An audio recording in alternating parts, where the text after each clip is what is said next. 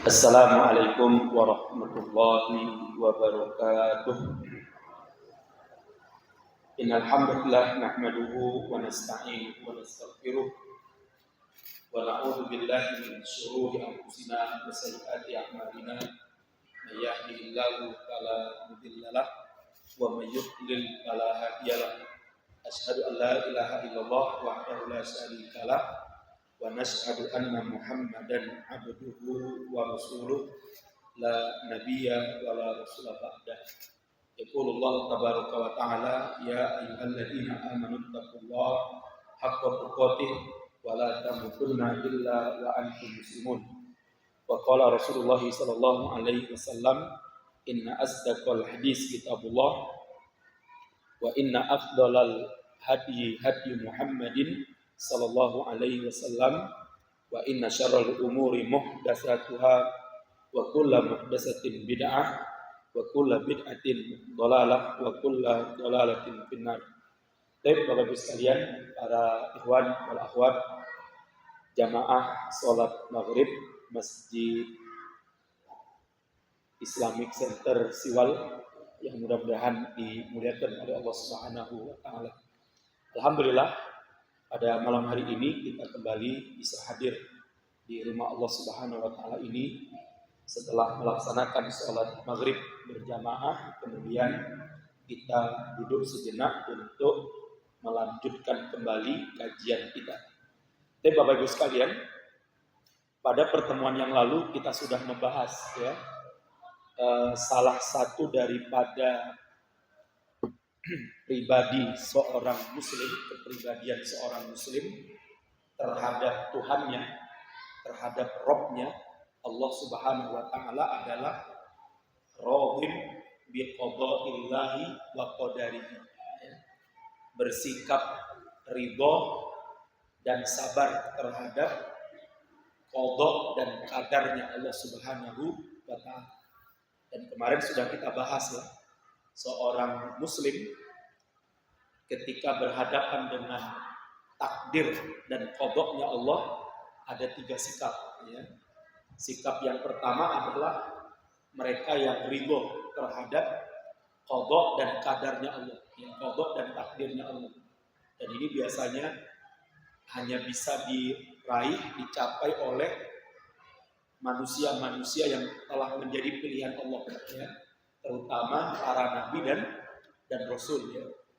Jadi seluruh nabi dan rasul mereka adalah orang-orang yang diuji oleh Allah dengan berbagai macam ujian di atas rata-rata kemanusiaan, di atas rata-rata manusia. Makanya dalam hadis Rasulullah mengatakan inna asyaddal bala, orang yang paling dahsyat balanya, orang yang paling dahsyat ujiannya adalah al-anbiya, para nabi dan rasul. Jadi tidak ada manusia yang diuji oleh Allah melebihi ujiannya para nabi dan rasul. Dan seluruh nabi dan rasul setiap kali diuji oleh Allah dengan berbagai macam ujian, pasti mereka akan ridho dengan ujian-ujian tersebut. Terlebih Nabi kita Muhammad Sallallahu Alaihi Wasallam. Kemarin sudah kita bahas salah satu kisah yang cukup menarik ketika Rasulullah hijrah ke negeri ke negeri Taif. Negeri Taif ini adalah negerinya ibunya Rasulullah. Jadi kalau Abdullah itu berasal dari kota Mekah, maka ibunda Aminah itu berasal dari kota namanya kota Taif. Rasulullah hijrah ke kota Taif ketika orang-orang kafir Quraisy di kota Mekah membenci dan memusuhi beliau. Maka Rasulullah hijrah ke Taif berharap di Taif beliau mendapatkan pertolongan dari saudara-saudara, paman-paman dari ibunya. Ternyata sesampainya Rasulullah di kota Taif, di negeri Taif, justru Rasulullah dimusuhi. Rasulullah dilempari batu, Rasulullah dilempari pasir, sampai anak-anak kecil Ya, diprovokasi sama yang tua-tua untuk membenci Rasulullah, melempari Rasulullah. Sampai Rasulullah berdarah-darah ya, dalam riwayat seperti itu ya. Hingga akhirnya malaikat penjaga gunung Uhud itu diperintahkan oleh Allah untuk menemui Nabi Muhammad SAW dan meminta kepada beliau izin kalau dibolehkan, maka malaikat penjaga gunung Uhud ini akan mengangkat gunung Uhud itu dan akan dikeprokkan di atas kota Taif. Karena orang-orang Taif sudah begitu kejam terhadap Nabi Muhammad SAW. Hanya saja ternyata Rasulullah tidak mengizinkan malaikat untuk menghukum orang-orang Taif ini. Bahkan Rasulullah berkata, aku berharap kepada Allah kelak penduduk Taif ini diberi hidayah dan petunjuk oleh Allah Subhanahu wa taala. Dan hari ini Bapak Ibu sekalian, doa Nabi ini terkabulkan ya.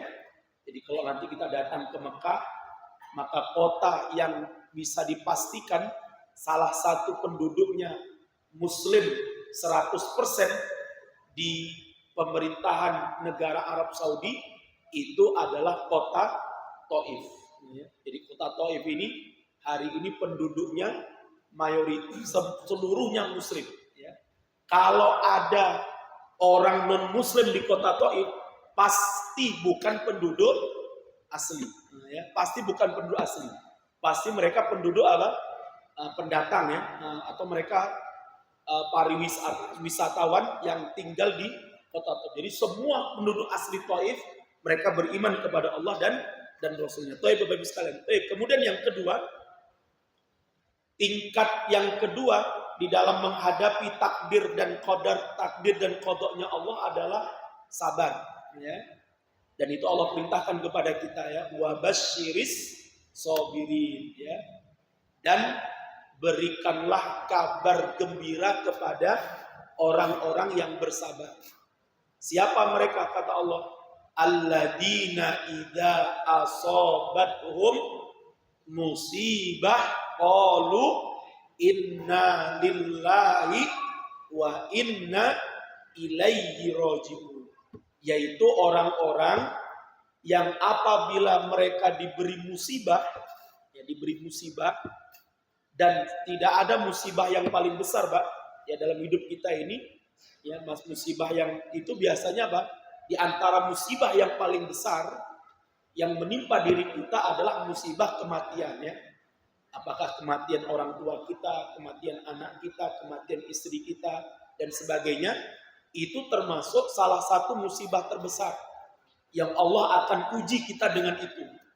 Maka setiap kali kita mendapatkan musibah, kalau kita termasuk orang-orang yang sabar, maka tidak ada ucapan pertama yang keluar dari mulut kita kalau mendapatkan musibah, sampai musibah yang paling kecil sekalipun, maka yang keluar dari lisan kita adalah kalimat Allah, inna lillahi, ya, inna lillahi wa inna ilaihi raji'un, ya. Karena saya sering kadang mengikuti prosesi pemakaman seseorang. Itu biasanya, Pak, para perwakilan dari pemerintah desa, mulai dari kepala desa sampai kadang bayan itu masih banyak yang keliru dalam mengucapkan kalimat innalillah. Rata-rata itu walaupun ada yang benar ya, ada yang benar, saya tidak menganggap semuanya, tapi mayoritas itu rata-rata keliru bacaannya. Jadi bacanya apa? Inna lillah wa inna lillahi raji'un. Rata-rata seperti itu. Ya, karena mungkin mereka nggak pernah baca ayatnya. Jadi cuman dari denger aja ya. Padahal kalau dilihat dari Lelayunya kan sebenarnya bisa. Ya. Jadi yang benar kalimatnya apa? Inna lillahi wa inna ilaihi rojiun. Bukan wa inna lillah lagi. Ya. Karena artinya tuh inna lillahi. Sesungguhnya kita ini adalah miliknya siapa? Allah. Kita ini adalah kepunyaannya Allah. Ya.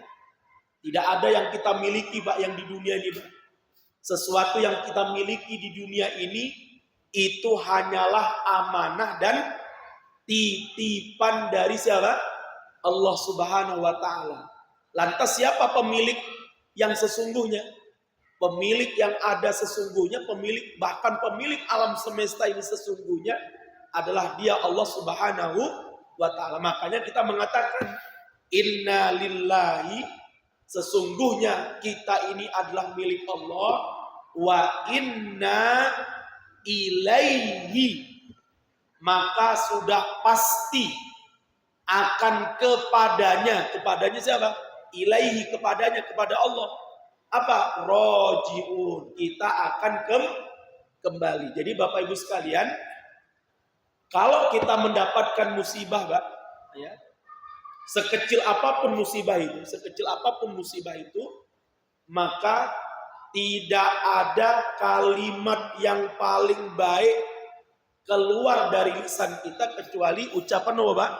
Inna lillahi wa inna ilaihi rojiun.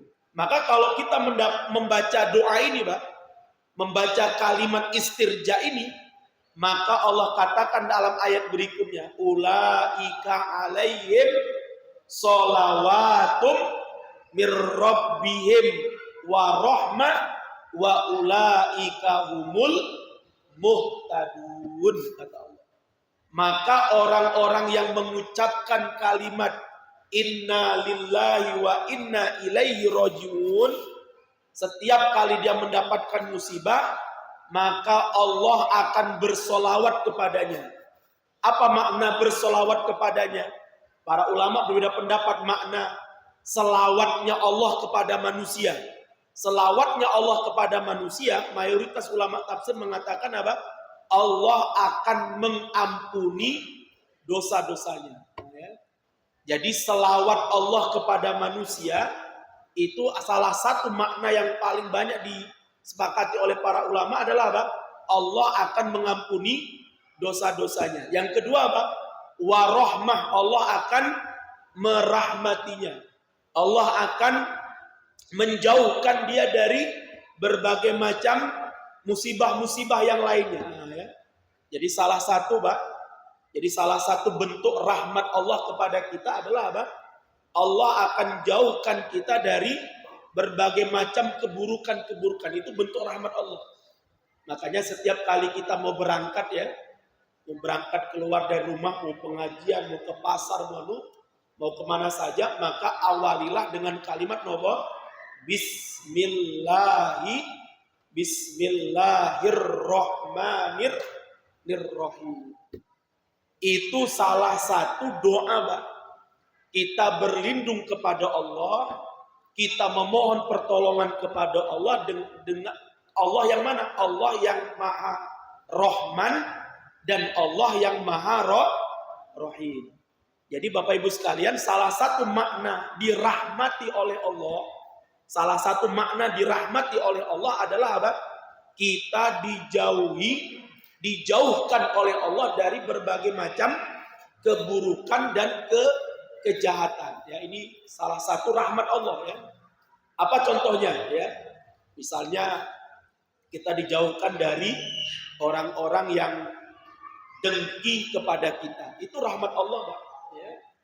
Kita dijauhkan dari orang-orang yang akan memfitnah kita. Itu termasuk rahmat Allah Subhanahu wa taala. Atau Allah akan jauhkan kita dari orang-orang yang misalnya apa? Ingin berbuat tidak baik terhadap diri kita. Ini semua adalah bentuk rahmat Allah. Makanya ketika kita mengucapkan kalimat inna lillahi wa inna ilaihi rojiun, maka salah satu janji Allah adalah apa? kita akan dijauhkan oleh Allah dari keburukan-keburukan. Maksudnya Bapak sekalian, bisa jadi ketika kita ditinggal mati oleh seseorang, ya, misalnya kalau seorang suami ditinggal mati oleh istrinya, ya, ketika dia mengucapkan kalimat innalillahi wa inna ilaihi rojiun, satu, Allah akan mengampuni dosa-dosa dia. Dua, Allah akan rahmati dia. Maksudnya apa? Allah akan jaga dan lindungi dia dari keburukan-keburukan yang muncul setelah kematian apa? Istrinya. Misalnya apa? Stres, ya. Bosan, apalagi biasanya kayak orang apa ya? Biasa kan? Kalau misalnya ada orang ya, suami istri yang sudah tinggal rumah tangga selama puluhan tahun, itu kalau ditinggal meninggal suami istrinya, Pak, kecuali memang suaminya memang yo seneng bojone mati yo beda bener ya. Alhamdulillah, malah disyukurin ya. Karena ada juga, Pak. Jadi saya ketemu dengan seorang ya, yang istrinya itu katanya memang judesnya minta ampun ya. Judesnya itu minta ampun. Jadi badan dia itu, badan suami itu sering, Mbak, dicubitin sama istrinya itu. Karena suami ini super judes istrinya. Jadi ketika meninggal dunia, suaminya bilang, alhamdulillah, aku selamat dari judes. Dari kejudesan. Ya ada ya. Tapi yang jelas Pak sekalian, ketika seorang suami yang sangat cinta dan sayang sama istrinya, ketika dia ditinggal mati oleh istrinya, Pak, itu biasanya muncul ya. Muncul apa? Kesepian, muncul kadang apa? Stres, muncul. Lah itu keburukan. Lah kalau kita mengucapkan kalimat apa? Innalillahi wa inna ilaihi rojiun, Allah akan jaga dan lindungi kita dari itu. Ya. Karena kalau enggak, Pak, biasanya suaminya juga bakalan ikut nopo, ya ikut mati juga. Ya. Selang beberapa hari suami istrinya meninggal, dia juga ikut meninggal juga. Kenapa? Wis sepi, mendingan tak mati sisan, ya, tak melu sisan bojoku lah. Ini kan sebenarnya nggak benar sebenarnya ya. Nah, maka Bapak sekalian ini penting untuk kita perhatikan ya. Ada lagi ya, Masya Allah itu ada seorang jamaah pengajian saya beberapa waktu yang lalu ditinggal wafat oleh istrinya, Pak. Dan dia meninggalkan 6 orang anak. Ya. Dan beliau cerita sama saya, Ustaz, ya, ketika hari-hari awal ya ditinggal wafat oleh istri, itu memang nggak kerasa, Pak, ya biasa-biasa aja ya. Tapi setelah seminggu, 2 minggu, 3 minggu, 1 bulan baru kerasa, Pak. Ternyata Ustaz, ternyata yang namanya belanja, masak, umba-umba, itu ternyata yo abot ya. Dan itu baru dirasakan, Pak. Mungkin kalau awal-awal ya mungkin ya, dia nggak begitu merasakan, tapi ternyata dia bilang setelah seminggu, 2 minggu, 3 minggu, sebulan, 2 bulan dia baru terasa, Pak. Terasa pagi itu ternyata harus bangun ya, anak-anak mau sekolah, menyiapkan sarapannya, harus keluar nyari belanja, kemudian siangnya wis mikir meneh cara masa opo, malam ternyata yang abot kan, berat kan, berat. Dan itu terasa, Pak, terasa. Lah, maka Bapak sekalian, ketika seorang mengucapkan kalimat innalillahi wa inna ilaihi rojiun dan Allah beri dia petunjuk, Allah beri dia rahmat, Allah beri dia kasih sayang Allah, maka niscaya Allah akan lindungi, Allah akan jaga dia ya. Kemudian apalagi wa ulaika humul muhtadun. Jadi orang-orang yang mengucapkan kalimat inna lillahi wa inna ilaihi rojiun, Pak, ketika dia dapat musibah, Allah akan beri dia petunjuk. Allah akan berikan dia hidayah. Dan Allah akan lindungi dia dari kesesatan. Ini penting, Pak sekalian. Karena berapa banyak Bapak Ibu sekalian, orang yang Allah berikan kepadanya musibah, Pak, ketika Allah tidak berikan hidayah kepadanya, karena dia tidak mengucapkan kalimat innalillahi wa inna ilaihi rojiun, Pak, Berapa banyak yang terjerumus ke dalam kesesatan dan penyimpangan. Contohnya apa Ustaz? Contohnya, na'udzubillah min dzalik. Ada orang yang kena musibah. Apa musibahnya? Sepeda motornya hilang misalnya. Ya. Sepeda motornya hilang. Atau sepeda ontelnya yang setiap minggu dia pakai untuk goes-goes. Itu ternyata dimaling. Ya, ternyata dicuri. Kalau dia tidak mengucapkan kalimat inna lillahi wa inna ilaihi rajiun, Mbak, dan kemudian Allah tidak memberikan hidayah kepadanya, Mbak, maka kepalanya ini, otaknya ini akan disusupi oleh syaitan, akan diwaswasi oleh syaitan untuk apa? Goleo dukun. Goleo dukun. Itu banyak sekali terjadi, Pak. Ketika ada seorang mengalami kehilangan, naudzubillah min dzalik. Semoga Allah jaga dan lindungi kita, Pak. Ya. Berapa banyak orang kehilangan sesuatu, mau lapor polisi, kok malah wis ngekei polisi duit, barang orang balik, kan itu kan? Mendingan goleo apa? Dukun. Jari dukun. Padahal kita tahu yang namanya dukun tuh yang aslinya ya penipu. Aslinya penipu. Saya diundang safari dakwah ke Makassar beberapa tahun yang lalu. Dijemput oleh jamaah pengajian di sana di bandara. Kemudian saya tanya, asli mana Pak? Asli Makassar. Oh, enggak Ustaz. Pulau asli ini Pelupo. Pelupo. Jadi saya ngisi safari dakwah ke Makassar, yang jemput panitianya orang Seragen, orang Pelupo. Terus saya tanya, jenengan kerjanya nopo Pak di Pelupo? Alhamdulillah Pak Ustaz, kulo baru saja pensiun. Pensiun pegawai, boten pensiun dukun. Pensiun dukun apa? Nah, jenengan ngopo jauh-jauh tekan Pelupo, dari Pelupo tekan Makassar, dukun. Nah, begitulah Pak Ustadz. Akhirnya Pak, ketika saya dibawalah ke tempat penginapan itu, ngobrol lah kita panjang itu. Saya tanya sama dia, Pak, jenengan jadi dukun ini tenanan dukun, alah, tak kulo 10 tahun jadi dukun, ibu ngapus-hapusan. Menghapus-hapusan. Jadi ceritanya itu, awal mula dia jadi dukun itu, Mbak. Dia cerita sama saya itu. Awal mula saya jadi dukun itu, Ustaz, dia bilang, saya tuh punya teman akrab saya di Makassar itu. Lah cekcok karo bojone. Lah kemudian yang suami kabur, meninggalkan istrinya dari rumahnya. Dan istrinya ketakutan terjadi apa-apa terhadap suaminya. Lah kemudian datang nih kepada temennya ini, tanya, Mas, suamiku kabur, ya.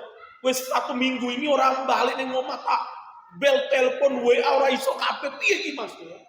Lah akhirnya dia bilang, "Sik, Mbak, tak dukuni sih."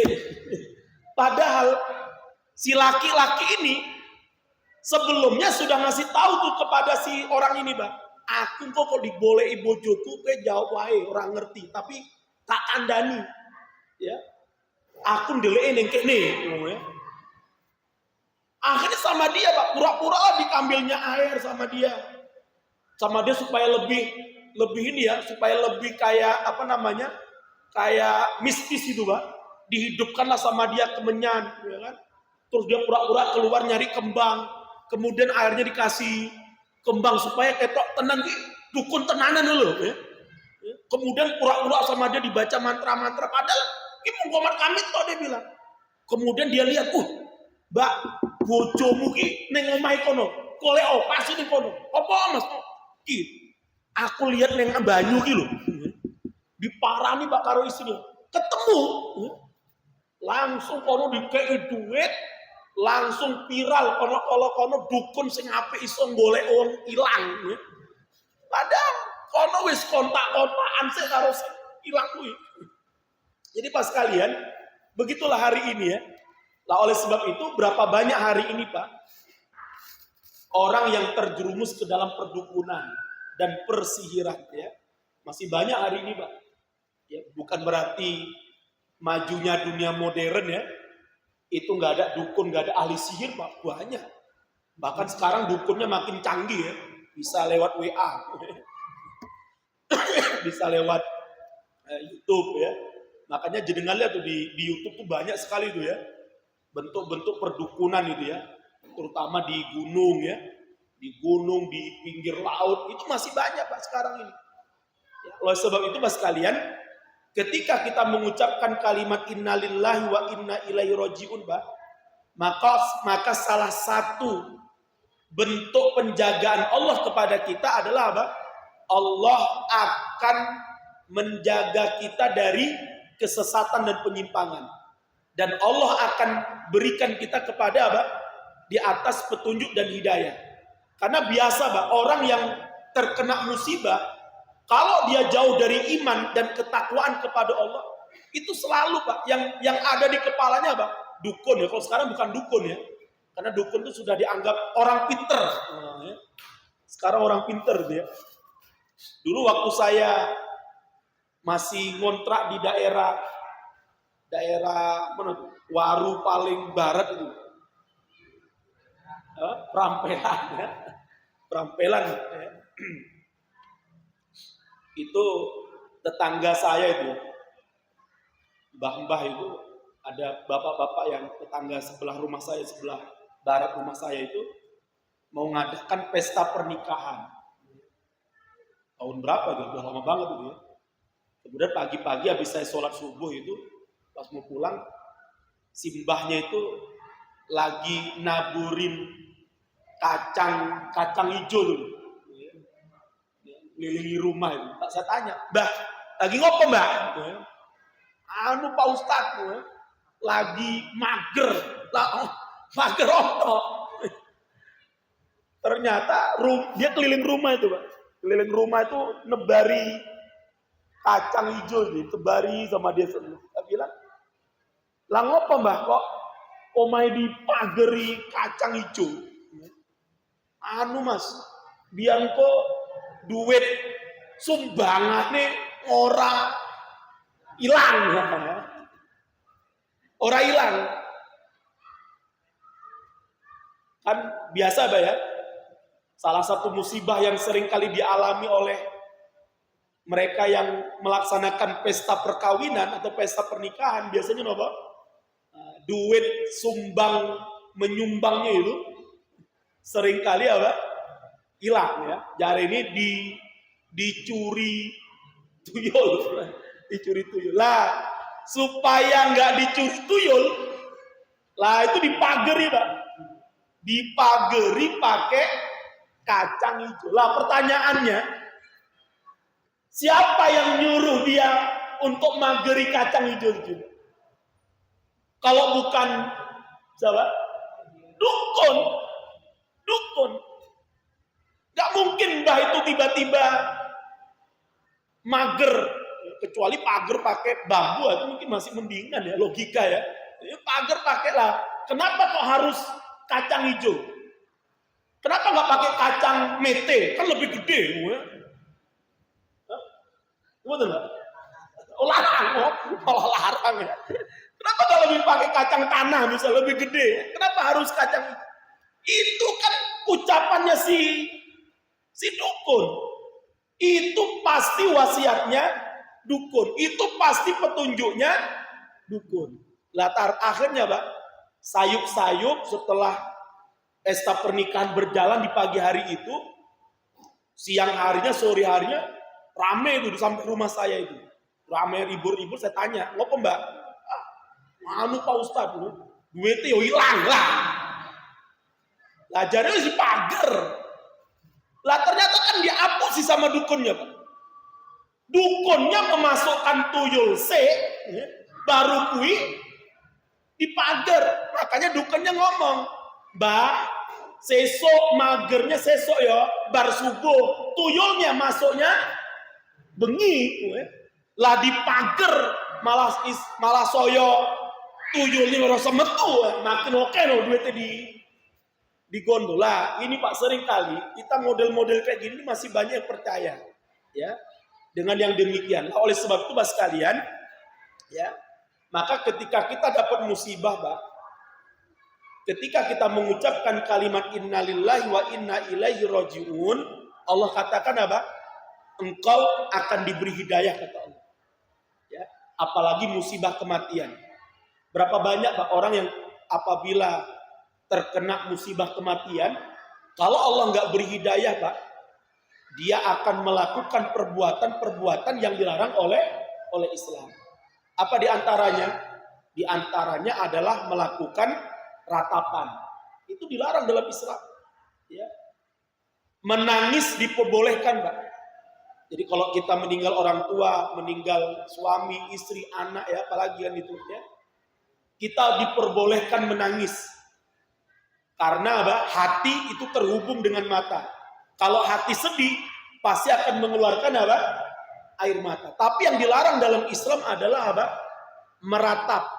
Meratap itu apa? Nangisnya sambil meraung-raung, ya.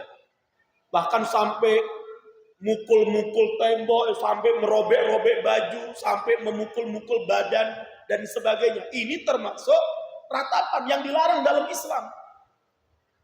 Karena itu justru akan menyakiti si mayit. Ratapan itu menyakiti si mayit dalam hadis. Ya. Kata Rasulullah, Pak, mayit itu akan menderita binia hati dengan ratapan ahlul baitnya, dengan ratapan keluarganya. Maka ketika kita mengucapkan kalimat innalillahi wa inna ilaihi rajiun, Pak, kita diberi petunjuk oleh Allah, sudah cukup nangis. Doakan, istighfar, nggak sampai kemudian kita apa? Meratap ya, sampai pingsan, sampai naudzubillah min dzalik. Lah maka sekalian mudah-mudahan dimuliakan oleh Allah, ini penting ya. Yang sering terjadi pada diri banyak kaum muslimin ya, ketika mereka mendapatkan musibah, mereka tidak diberi hidayah dan petunjuk oleh Allah Subhanahu wa taala. Karena oleh sebab itu Pak sekalian, ciri-ciri orang yang sabar ketika mendapatkan musibah, maka ucapan yang pertama kali keluar dari lisannya adalah apa? Inna lillahi wa inna ilaihi rajiun ya. Pas pengajian dikai air apa? Teh panas, belum diminum lewat anak kecil ditempak, ya. Tumpah. Waduh. Orang ngombe tehnya pun. Maka yang diucapkan apa? Inna lillahi wa inna ilaihi rajiun ya. Pulang dari pengajian cari sandal lah. Kok sandalnya hilang? Ya. Maka yang diucapkan pertama kali apa? Inna lillahi wa inna ilaihi rajiun. Boleh nggak usah alhamdulillah, keliru. Ya. Alhamdulillah sandalku hilang, pada sandal bujuku. Rasakno, enggak benar itu ya. Tetap ucapannya kalimat apa? Innalillah. Terus sekalian, yang pertama, yang kedua ya. Sikap kedua seorang ketika menghadapi musibah adalah sabar. Dan ciri sabar adalah apa? Dia selalu mengucapkan kalimat innalillahi wa inna ilaihi rajiun. Yang ketiga, sikap seorang muslim ketika dia menghadapi musibah dari Allah Subhanahu wa taala, takdir dan qadanya Allah. Yang ketiga, dan ini yang kita berlindung kepada Allah darinya apa? Orang tersebut murka. Orang tersebut murka kepada Allah. Bahkan dia bersuudzon kepada Allah Subhanahu wa taala. Jadi murka sekaligus apa? Berprasangka buruk kepada Allah. Dan ini terlarang dalam Islam, Pak. Naudzubillah min dzalik. Jangan sampai kita kalau mendapatkan ujian dari Allah, Pak, baik itu qada dan kadarnya Allah, takdirnya Allah, ya, terutama qada dan kadar yang buruk mungkin yang menurut kita itu, ya, maka jangan sampai kita Bapak murka kepada Allah Subhanahu wa taala. Karena kalau kita murka, Pak, sangat mungkin sekali Allah akan bisa adab kita, Pak. Karena Allah tidak rela ya, tidak terima. Allah tidak ridho, Pak. Ketetapannya dimurkai oleh manusia. Bisa saja Allah akan melenyapkan seluruh benda kita, Pak. Bukan hanya itu saja, bisa jadi Allah lenyapkan nyawa kita itu. Ketika kita murka kepada ketetapan Allah Subhanahu wa ta'ala. Na'udzubillah min dzalik ya. Saya pernah diceritain orang, Pak, benar atau tidak.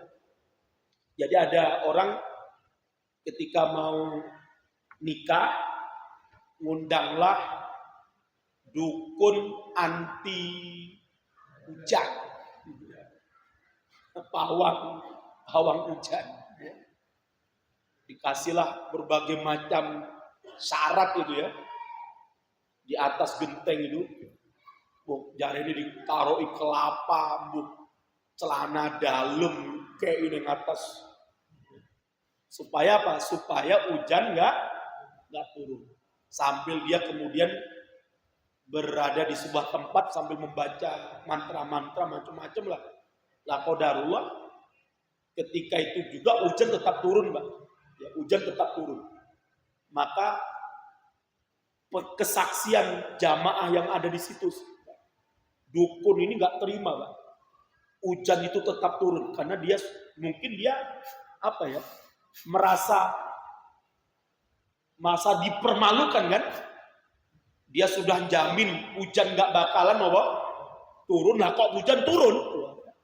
Itu katanya, Pak, dia keluar dari tempat semedinya itu, tempat dia maca mantra-mantra itu sambil tangannya nuding ke atas itu, nuding ke langit itu. Kenapa kok turun juga hujan? Langsung kata teman saya itu, Pak, kata jamaah pengajian itu, ketika dia menuding tangan ke langit itu, Pak, menunjukkan dia murka kepada Allah karena hujan tetap turun, waliyadzubillah. Ketika itu datang petir, Pak, langsung diantem sama petir, mati seketika, Pak. Terus apa yang dia dapatkan? Nggak ada. Mati dalam keadaan kufur kepada Allah Subhanahu wa ta'ala. Mati dalam keadaan menantang Allah Subhanahu wa ta'ala. Mati dalam keadaan menantang ketetapan qada dan takdirnya Allah Subhanahu wa ta'ala. Wal iyadzubillah. Maka Pak sekalian, jangan sampai ada di antara kita, Pak, naudzubillah summa naudzubillah ya, ketika Allah berikan kita ujian ya, musibah ya, ketetapan-ketetapan qadanya Allah, kemudian kita murka ya. Dulu ada seorang dedengkot PKI dari Pekalongan ya. Itu namanya Kutil, Pak. Namanya Kutil. Karena Allah, naudzubillah min dzalik ya, semoga Allah jaga kita. Karena ketika dia lahir, Pak, dia lahir dalam keadaan banyak kutil di tubuhnya. Makanya dia dikenal sebagai kutil. Dikenal sebagai namanya kutil ya. Ketika dia masih kecil, Pak, dia ngaji.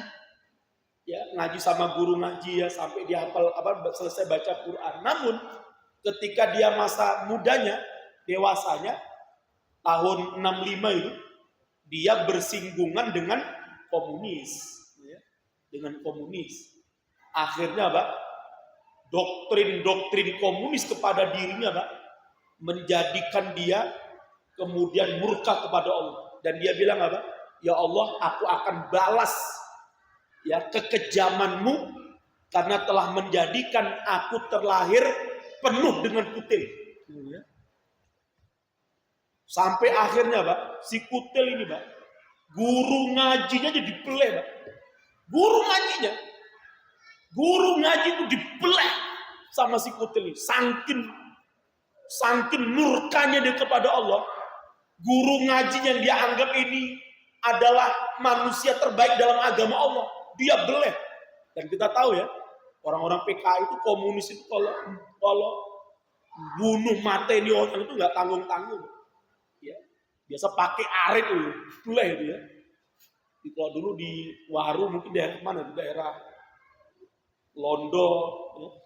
Rampelan ya dulu basisnya, ya, sampai ke lewat rel itu ya. Nah, itu dulu basis komunis ya. Dulu kalau nggak salah saya ada tuh orang Londo itu mantan Pulau Buru ya. Saya lupa namanya siapa itu. Karena saya waktu dulu masih mondok itu di Mat Ali An-Nur itu, kita pernah kan dulu kan garapan masjid saya kan daerah Ngelondo tuh Pak, Ngelondo sampai Perampelan dulu ya. Nah, itu dikasih tahu sama bapak-bapak jamaah Ustaz, ini Bapak ini alumni Pulau Buru ya. Kan dulu kan salah satu tempat pembuangan orang-orang komunis itu kan ada dua ya, kalau nggak salah satu Pulau Buru, satunya lagi namanya Dagul ya, Pulau Dagul ya kalau nggak salah ya. Kalau Pulau Dagul itu daerah sana tuh, daerah Papua ya. Kalau Pulau Buru itu kan di Maluku ya. Lah suatu hari Pak, saya lupa nama bapak itu siapa ya, saya lupa namanya, itu datangi saya. Kan saya tanya sama beliau, oh jenengan pernah di Pulau Buru nih Pak? Enggak Ustaz, alhamdulillah ya. Alhamdulillah saya bilang, alhamdulillah Pak sekarang bisa ikut ngaji, sholat di masjid. Enggak Pak Ustaz, alhamdulillah ya.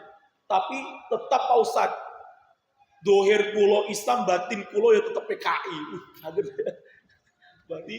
Berarti paham komunis itu memang sulit Pak untuk hilang. Ya.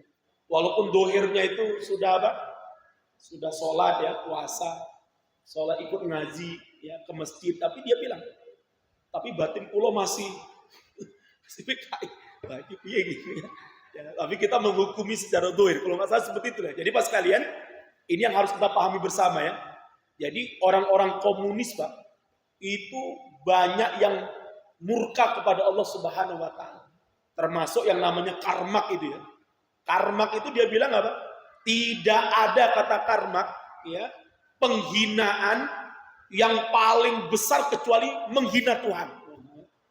Menghina Tuhan. Makanya pekerjaan orang-orang komunis adalah selalu menghina Tuhan, menghina agama. Makanya kan orang-orang PKI tahun 48 ya, tahun 65 biasa kan buat ludro ya.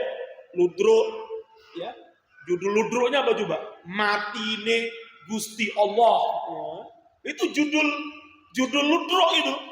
Ya, judul ludro matine Gusti Allah. Gusti Allah Rabi. Nah, itu biasa Pak orang-orang komunis itu. Orang-orang PKI dulu buat acara pertunjukan itu, boludro, buat apa itu keseniannya, itu judulnya pokoknya apa? Pasti menghina dan menghujat Allah Subhanahu wa taala. Nah, maka Bapak sekalian, ini bentuk suhtun mereka kepada Allah dan akhirnya apa? Mereka ini matinya dalam keadaan hina semuanya ya. Ya, si DN Aidit yang mati terhinakan ya. Musuh yang mati dipedil di Madiun sana ya. Kalau DN Aidit kan matinya ditembak dekat Boyolali dia. Dekat patung apa namanya? Patung kuda itu ya. Di daerah situ tuh DN Aidit dieksekusi mati itu ya. Ada sumur tua di situ. DN Aidit ditaruh di atas sumur tua itu dan kemudian diminta untuk mengucapkan kata-kata terakhir. Maka yang keluar dari mulutnya DN Aidit yang kita baca dalam beberapa tulisan sejarah, dia mengatakan ada hidup PKI.